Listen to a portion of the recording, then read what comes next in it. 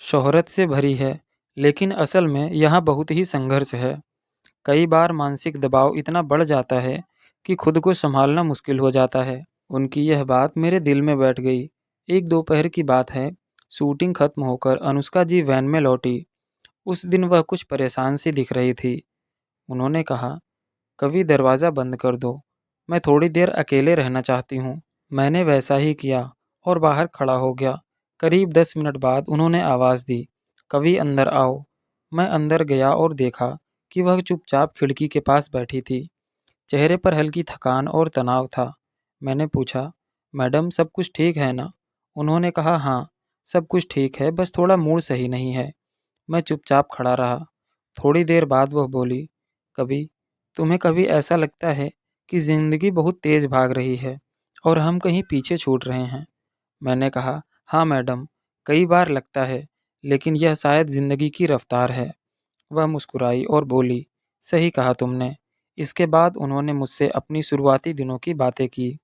कैसे वह फ़िल्म में आई, किन संघर्षों से गुजरी, कैसे कई बार उन्होंने हार मानने का मन बना लिया था, लेकिन फिर भी हिम्मत नहीं छोड़ी।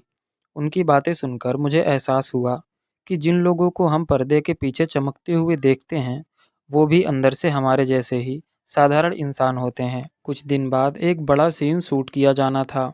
फिल्म का क्लाइमेक्स। पूरा यूनिट बहुत ही तनाव में था, क्योंकि सीन काफ़ी कठिन था। शाम तक शूटिंग खत्म हुई और सब थक चुके थे। अनुष्का जी सीधे वैन में आई और बोली, कभी आज का दिन बहुत लंबा रहा। मैं बोला, जी मैडम, लेकिन सीन बहुत अच्छा गया। सब लोग काफ़ी तारीफ कर रहे थे आपकी एक्टिंग की। वो हल्के से मुस्कुराई और मुझे धन्यवाद कहा। यह सुनकर मुझे अच्छा लगा। उस दिन उन्होंने पहली बार मुझे अपने परिवार के बारे में भी बताया, कैसे वह अपनी माँ के बहुत करीब हैं, कैसे उन्होंने अपने पिता को बचपन में ही खो दिया था और कैसे इस वजह से उन्होंने खुद को हमेशा मजबूत बनाना सीखा। वह बोली, लोग सोचते हैं कि मैं बहुत ग्लैमरस हूँ, लेकिन असल में मैं बहुत साधारण जीवन जीना पसंद करती हूँ। मुझे घर पर रहना, किताबें पढ़ना और संगीत सुनना अच्छा लगता है। मैंने कहा, आपके चेहरे पर हमेशा मुस्कान रहती है। कोई सोच भी नहीं सकता कि आपने इतना संघर्ष झेले हैं। उन्होंने कहा, क्योंकि मेरी मुस्कान मेरी सबसे बड़ी ताकत है। शूटिंग के दौरान कई बार मीडिया के लोग आते जाते रहते थे। अनुष्का जी के निजी जीवन को लेकर भी कई अफवाहें चलती रहती थी। कभी कहा जाता था कि वह किसी क्रिकेटर के करीब हैं, कभी कहा जाता था कि किसी फिल्म डायरेक्टर से उनका नाम जुड़ रहा है। वह इन सब बातों से बहुत परेशान नहीं होती थी। कहती थी, कभी अगर मैं हर अफवाह पर ध्यान देने लगूं, तो मैं अपना काम कर ही नहीं पाऊंगी।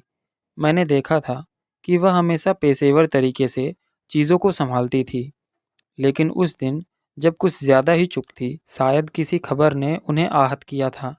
मैंने कहा, मैडम, लोग जो कहते हैं उन्हें कहने दीजिए। आपको जानने वाले जानते हैं कि आप कैसी हैं। उन्होंने सिर हिलाया और बोली, शायद तुम सही कह रहे हो कवि। शूटिंग खत्म होने के बाद पूरी टीम जा चुकी थी। वैन सेट पर खड़ी थी और सिर्फ मैं और अनुष्का जी ही अंदर थे। रात का सन्नाटा था। उन्होंने कहा, कवि, तुम इतने समय से मेरे साथ हो, तुम मुझे कैसा समझते हो? मैंने थोड़ा हिचकिचाते हुए बोला, मैडम, मैं आपको बहुत मेहनती और दयालु इंसान मानता हूँ। वो मुस्कुराई और बोली, बहुत लोगों ने मुझे अभिनेत्री कहा, लेकिन किसी ने इंसान नहीं कहा। उस पल उनकी आंखों में एक अजीब सी नमी थी। शायद वह अपनी बाहरी दुनिया से थक चुकी थी, वह दुनिया जहाँ हर चीज़ दिखावे पर टिकी थी। उन्होंने कहा, कभी कभी लगता है कि लोग सिर्फ किरदार को जानते हैं, मुझे नहीं। मैं चुप था, मुझे कुछ कहने की ज़रूरत नहीं लगी। उन्होंने फिर अपने सिर को पीछे टिकाया और आंखें बंद कर ली। वैन में हल्की रोशनी थी और बाहर से केवल हवा की सनसनाहट सुनाई दे रही थी।